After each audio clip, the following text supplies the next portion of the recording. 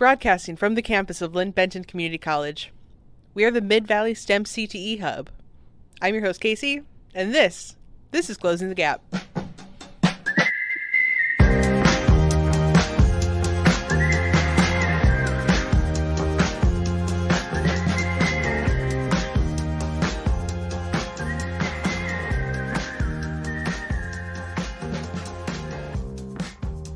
Welcome back, listeners. Today on Closing the Gap, our guest is Mindy Crandall, a professor of forest management and policy at Oregon State University. Friend of the show and Oregon's High School Journalist of the Year, Tori Thorpe, will be hosting this interview. So sit back and enjoy the show. Hi, Mindy. Can you describe for us your educational training and background? Sure. It's nice to be here. I grew up in the Oregon Coast Range here. And actually, when I first started college, I actually started at Lane Community College down in Eugene. I wasn't quite ready to go full-time to a regular college. It took me a little while to find my path, so to speak. From then, I actually went to a tribal college in northwestern Montana called Salish Kootenai College, and where I received an associate's degree in Native American Studies. And as part of that, I took a couple of forestry classes because they have a forestry program. And then for personal reasons, I really wanted to come back to Oregon. And in the process of making that choice, I learned that, in fact, Oregon State University has the top ranked forestry program in the nation. And so that really sort of solidified my newfound love and interest in going to forestry school. So I went to undergraduate at Oregon State and graduated with a bachelor's degree in forest management. Went on and did some other stuff. I worked for a few years before determining that I wanted to go back and get my master's. So I did that in the early 2000s, got my master's degree in agricultural and resource economics. Did the same thing where I worked for a few years after I finished before I decided to go back and get my PhD. I got my PhD in applied economics with a minor in forest resources. So my degree program was all economics, but I actually sat once again in the College of Forestry for my research and where my advisor worked. Wow, how many years of schooling was that like in total? In total, that's a great question. Well, 2 years for my associates. Probably a year and a half of just, like trying to figure out what I wanted to do at a community college before I got my associates. 3 years to finish my bachelor's because I had a lot of core classes, but because I was moving into forestry, there's a lot of very specific field-based classes that you need to get. 3 years for my master's and 4 or 5 years for my PhD. So I don't actually want to do the math because that sounds just like way too much schooling. But I was fortunate enough to, number one, absolutely love my undergraduate program and be well supported through scholarships. And then for my graduate programs, be well supported through teaching and research assistantships and fellowships. So that's kind of what made it all possible. Yeah, that's fantastic. That shows like a lot of perseverance. That's like a lot of schooling to go through. Can you describe now like your work and occupation after you got out of school? Sure. So when I finished my PhD, I actually got a job as an assistant professor out at the University of Maine. So I moved out to Maine, and I was there for about 5 years when a position opened up out here, and I came back to Oregon in 2020 as an assistant professor of forest policy. So basically, since I finished, I've been in a professor role. And what that means is I do about half my time in teaching and about half my time in research. So I teach mostly so far in my career, I've taught college level seniors. I've taught typically forest management or forest economics or forest policy. And then I also teach graduate students, and I advise graduate students, which means that they come to get their master's or their PhD, and I help them define their research and move them through the process. And so that's about half of my job. The other half of my job is doing my own research. And so I do a lot of research basically on the intersection of humans and forests. I'm really interested in, for example, how rural youth navigate the economy and their futures when they live in forest dependent places. Then we have a lot of those here in the state of Oregon. I'm really interested in how people make decisions on private lands about how they manage their forests and what the role of the state and what the role of regulations are in influencing that. So those are sort of some of the topics that I research. Yeah, that makes a lot of sense. So what you mentioned, the classes that you teach, it was like forest economics, and then what were the other two? Forest management and forest policy. Although now at Oregon State, so far I just teach forest policy. That makes sense. Yeah. What's the difference between like forest economics and forest policy and like all of that? Like, I know I haven't taken the classes, so I feel like, yeah, I just don't know what the difference is. Well, it's a great question. And there's actually a lot of overlap. So forest economics is just really about optimal decision-making for trees and stands. It's really about because most private landowners are motivated by markets for their forests, right? It's really about how determining when best to harvest a tree or not harvest a tree. And it's fundamental. That's kind of what it's all about. Forest management is a little bit broader. That's really about how do we take what we know about biology and ecology and the way that trees grow and all the super cool things they do. How do we combine that with the laws and regulations that tell us what we can and can't do, with the market incentives that are out there? How do we determine holistically what is best for a forest, given all of those contexts? And then forest policy is really just a deep dive into rules and regulations and voluntary programs. There's a lot of voluntary programs out there that impact how people make decisions about their forest land, but there's also just a lot of rules and regulations for private landowners. And then in terms of forest policy, when we talk about public lands, and Oregon, 60% of our forests are publicly owned. They're either owned by the federal government, mostly by the federal government, but also some by the state and the counties. Those forests are managed very differently. They're not managed as in such a market-driven fashion as private forests. And so when we talk about forest policy on public lands, we're really talking about what are the laws and regulations coming down from Congress, coming down from the legislature that guide how those forests get managed. Yeah, that makes sense. I could talk about that. Like that could be a whole nother podcast. I'm in AP Environmental Science right now, and it's so interesting to me. But anyways, I'm going to get back to your career path. So during your career, what have been some of your proudest moments and highlights and accomplishments so far? It was such a great question. It's so hard, I think, sometimes for people to talk about what they're proud of, right? I mean, it can always be a challenge. But I will say, oddly enough, I think the proudest I was when I finished my undergraduate degree, way more so than the later degrees. And that's because when I started my undergraduate program, I was a single parent of a baby. And so he was 3 when I graduated from Oregon State. And so that to me was just a really big turning point. It kind of represented, I think, when he was born, I had a hard decision to know what to do. Because I didn't have a college degree or anything like that. And it was tough going back to school at that time. So to me, that graduation represented like a real accomplishment of, and coming out of forestry school too. I mean, I so loved that degree program. It meant so much to me as a person. And so to be able to stand there with my 3-year-old and recognize that I had done it was really important to me. Yeah, that's very impressive. Like that is a very big accomplishment, and you should be proud of it. So you mentioned that you research like the intersection between humans and forests. So could you, and I think that specifically sometimes you talk about like gender in forests and gender diversity in forestry. So could you talk a little bit about that and why you're passionate about that? Absolutely. Well, it's really, really easy for me to talk about why I'm passionate about that. And that's because when I started my undergrad in forestry, in terms of like the traditional forestry programs, so forest management or forestry or forest operations or forest engineering, when I started it in the late 90s, about 10% of the students were women.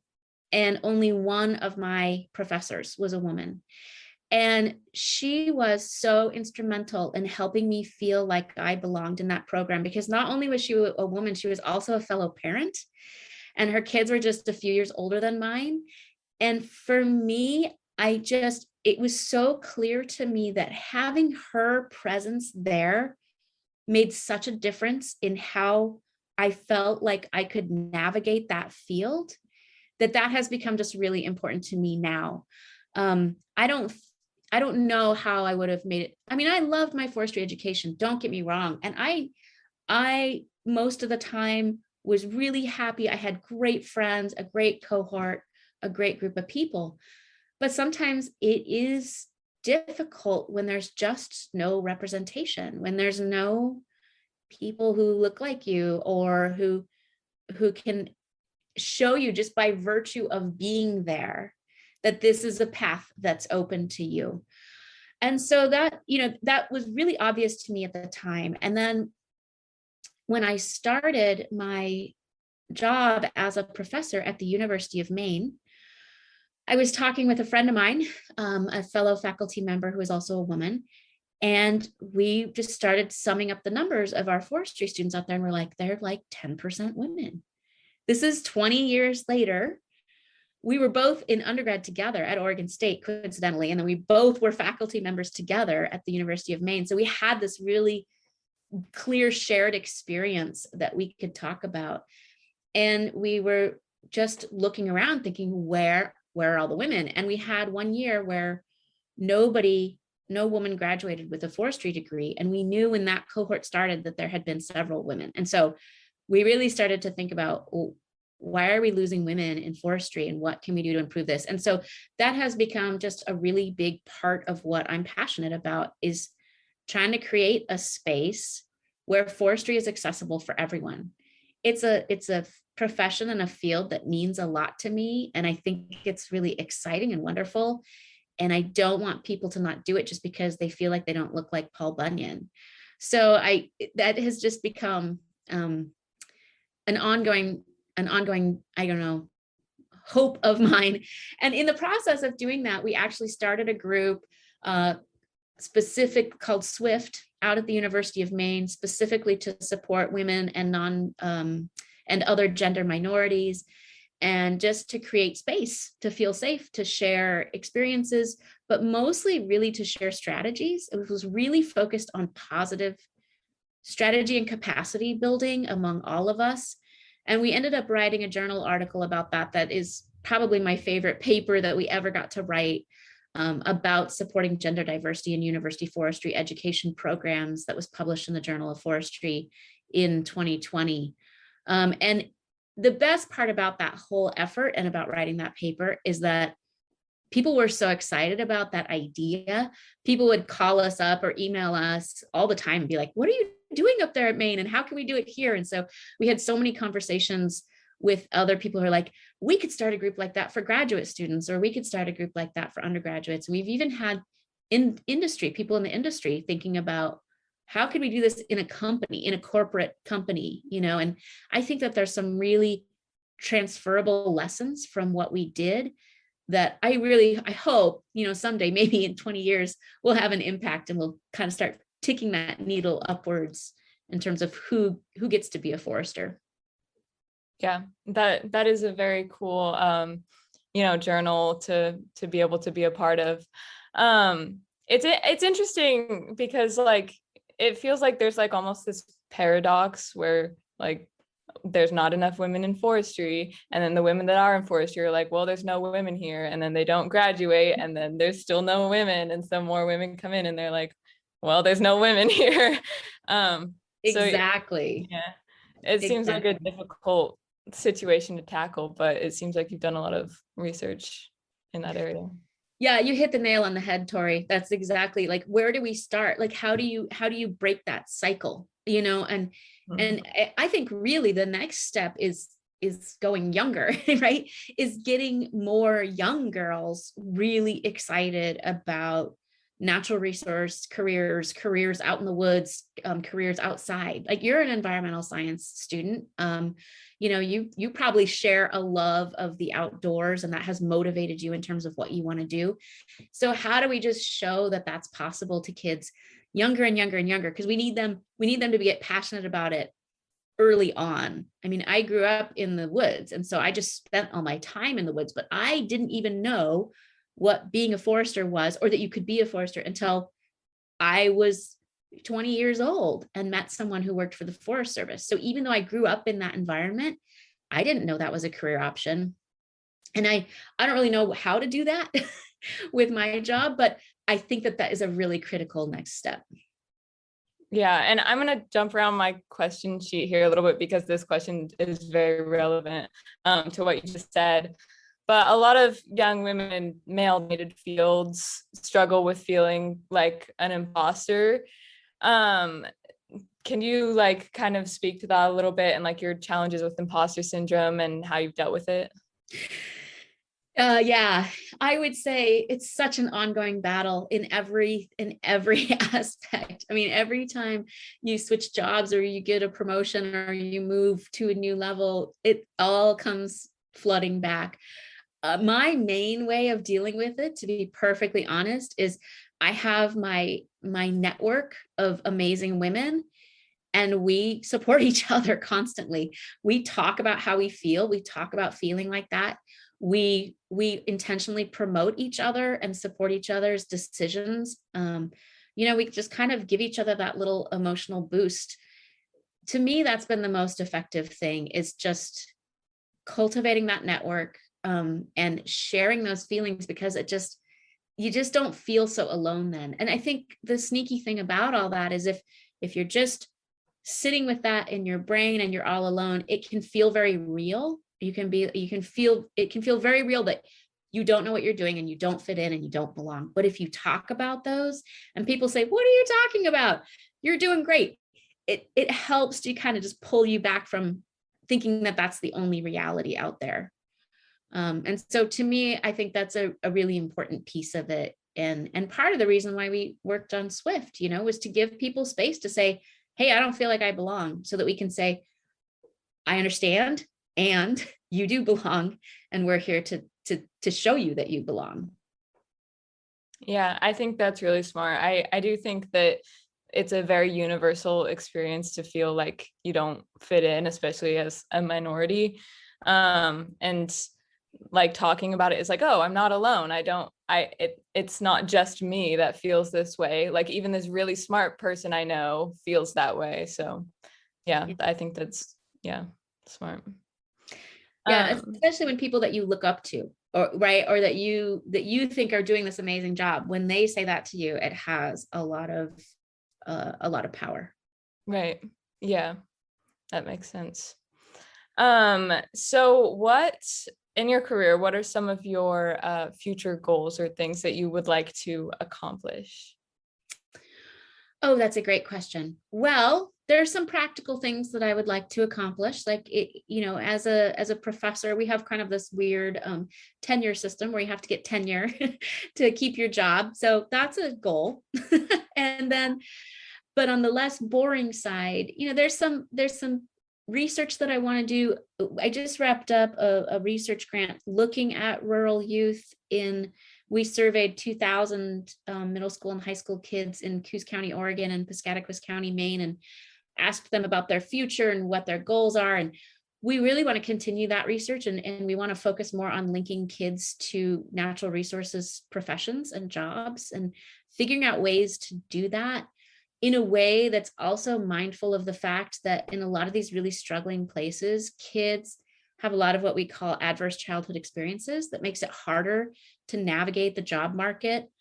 So I'd like to keep working on those topics. I'd like to see all my students be successful and finish their degrees and get jobs. And I'd like to keep teaching. Other than that, ultimately, I'd love to walk in the door of PV Hall in 15 years and see a group of people that look like the US, right? I'd love to just have PV Hall look just like, and not even Oregon, like the US. So I'd love to walk into a work environment that's diverse and exciting, and where there's lots of new ideas being generated, and where everybody feels like they have a voice and a role. Right. Yeah. So did you, when you like first started schooling for forestry and stuff, did you know that you wanted to teach and like did you know that you wanted to like be an educator? I did not. I had no.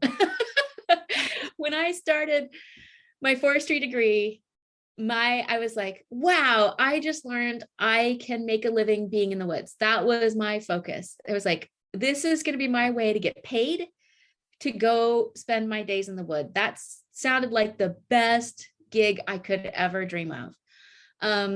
Of course, it's a little bit more tricky than that. I had kids, and it becomes more difficult to be a field-based person when you have lots of other obligations and duties that are sort of inflexible. But no, it took me a long, long time. In fact, I would say I wasn't 100% sure I wanted to do this job until I started it. To be perfectly honest, when I was finishing my PhD, well, I guess it was during my PhD, I wasn't sure if I wanted to work at a community college or at a university. But I did, the first time I taught was as a PhD student, and I really liked it. But until that point, it really wasn't on my radar at all. So kind of a surprise ending to someone who started wanting to just be in the woods and get paid for it. And now I spend most of my day interacting with other people in a classroom in an indoor setting. But I so love working with forestry students and college students. They're just a total blast. And so that part to me is really rewarding. Yeah. What is it like to like be a working mom and like be teaching all these kids while also taking care of your own kid? I will say being a mom is great prep for teaching. That's how I look at it. Yeah, it's interesting, but to me, it's always been such a part of my life that I don't really think about it too much. I had my second child while I was getting my master's degree. So, I've always had kids when I was both in school and now being a teacher. So to me, it's kind of fun because I feel like there's just a lot of the same skills in terms of being empathetic to what kids are going through and what people are going through and where they're coming from and the challenges that they're facing in their personal lives, and certainly navigating COVID through all this, which has just been so much work on everyone. It's good to have that view, from the perspective of what my son's going through when I think about the perspective of what my students are going through. So to me, it's been really useful to have both of those things. And the other nice thing is that having kids is really good at keeping you with work-life balance because you gotta sometimes just put down the computer or put down the papers and be as a family. And so sometimes that's kind of nice too. Yeah, that makes a lot of sense. So for women that are looking to get into STEM fields, what do you think can be done to spread the word to women about STEM fields and like, hey, these exist and these are things that you can do, it's a field that you can go into. What do you think should be or can be done right now to kind of spread that word? I think the best way for people to learn about it is it's unfortunately the most labor intensive way, which is why I think it doesn't happen as often, but it's for companies and agencies and everyone to get to the schools to like just literally show middle school and high school girls in particular that these are options. It's just not something that about. If your parents don't work in a STEM field or in a natural resource field, the odds that you're going to know that exists as an option are pretty limited. And so it really becomes everyone who currently works in the field just has to go. And how are you going to connect with kids? So professionals tend to spend a lot of times doing things like going to professional meetings. Well, that's great. And then you're interacting with people who are already also part of the profession, right? So how do we make the leap towards letting those who haven't already made the choice know about it? Well, I think it really happens in the schools. Job fairs, those are great. They don't happen very often anymore. And when they do, there might be one, say, natural resources based job fair for a whole county. Well, not every school kid then gets to go. And if you go, there's so many people, it can be really intimidating. It can be really hard to get that one-on-one time. And I also think who the company sends matters, right? So if you want to attract a more diverse group to your company, you need to send people who look like who represent the people that you want to bring in.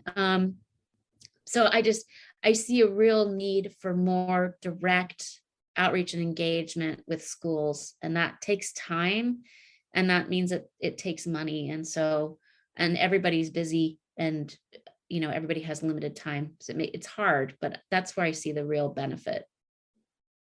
Right. Yeah, no, I agree with that. We have a job fair once a year, and the jobs are very limited. There's not usually like forestry jobs or anything. There's some environmental ones, but yeah, like you said, it's limited, and usually it's a straight white man that's representing.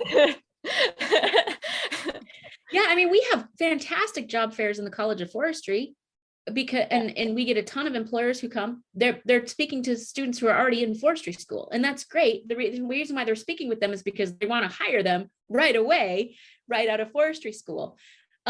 So that works really well. But how do we get those folks to go to the high schools and how do we get, and say, hey, yeah, you got to go to college first, or maybe you do, maybe you don't. I mean, there's also community college programs, 2-year community college programs that would enable you to be like a forest technician type thing. And so there are options.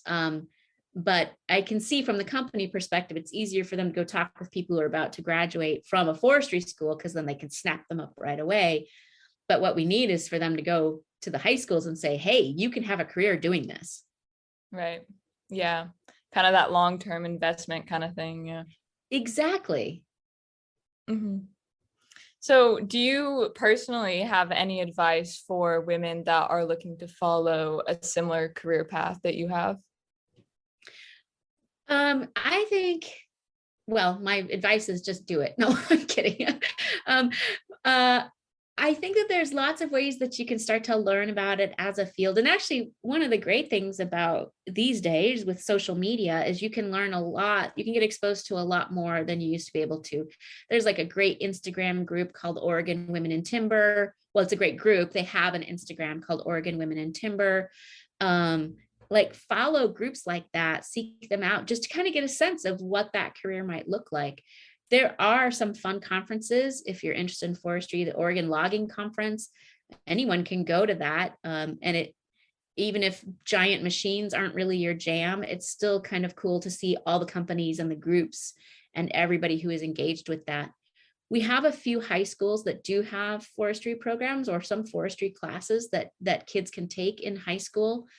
And most importantly, I'd say, reach out to Oregon State, come check out our College of Forestry in our beautiful new building, and learn about the types of classes that we have. So I think any way to just get kind of involved, even if it's just getting a sense of what the landscape looks like. And then most importantly, I think if you really want to get interested in or if you're curious about forestry, is just to go spend time in the woods, see if it really is your thing. I mean, if you go out there and you find yourself in the woods and you just feel a sense of peace and contentment and love for what you see, it's probably a good sign that you might really like a natural resources based field. Mm-hmm. Yeah. Is it pretty easy to get I guess a tour of the forestry program at OSU, or is that? Yeah, I mean, we have fantastic advisors, and I think you could easily reach out to just any of our undergraduate coordinators. We have 3 departments in the College of Forestry, and a variety of degrees, from natural resources to tourism, recreation, and adventure leadership, to forest engineering, which is real engineering, road building, harvesting, forest management, all the way to renewable biomaterials. So the real chemical and structural side of wood science and what we do with wood products. So we really encompass the whole thing, from the soil to the lumber, or even high-tech products, apart even from lumber, that come from wood. So yeah, there are, on our website, you can find people to contact if you're interested in undergraduate programs. As I mentioned, some community colleges have 2-year degrees, like Umpqua Community College does.